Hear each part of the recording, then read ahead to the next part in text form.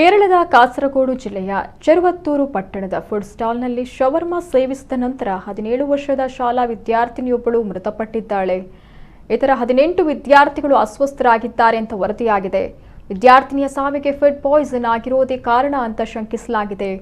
ಮಕ್ಕಳ ತಜ್ಞರನ್ನ ಒಳಗೊಂಡ ವೈದ್ಯರ ತಂಡವು ಮೃತ ವಿದ್ಯಾರ್ಥಿನಿ ದೇವನಂದಳಿಗೆ ಚಿಕಿತ್ಸೆ ನೀಡಿದ್ರೂ ಜೀವವನ್ನು ಉಳಿಸಲು ಸಾಧ್ಯವಾಗಲಿಲ್ಲ.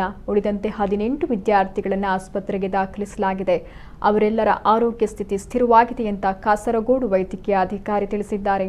ಕೇರಳದ ಆರೋಗ್ಯ ಸಚಿವೆ ವೇಣಾ ಜಾರ್ಜ್ ಅವರು ಘಟನೆಯ ಬಗ್ಗೆ ತನಿಖೆಗೆ ಆದೇಶಿಸಿದ್ದಾರೆ ಮತ್ತು ಅಧಿಕಾರಿಗಳಿಂದ ವರದಿಯನ್ನ ಕೇಳಿದ್ದಾರೆ. ವಿದ್ಯಾರ್ಥಿಗಳು ಶವರ್ಮಾ ಸೇವಿಸಿದ ಅಂಗಡಿಯನ್ನ ಸೀಲ್ ಮಾಡಲಾಗಿದೆ ಮತ್ತು ಅಂಗಡಿಯವರನ್ನ ಪೊಲೀಸರು ವಶಕ್ಕೆ ತೆಗೆದುಕೊಂಡಿದ್ದಾರೆ.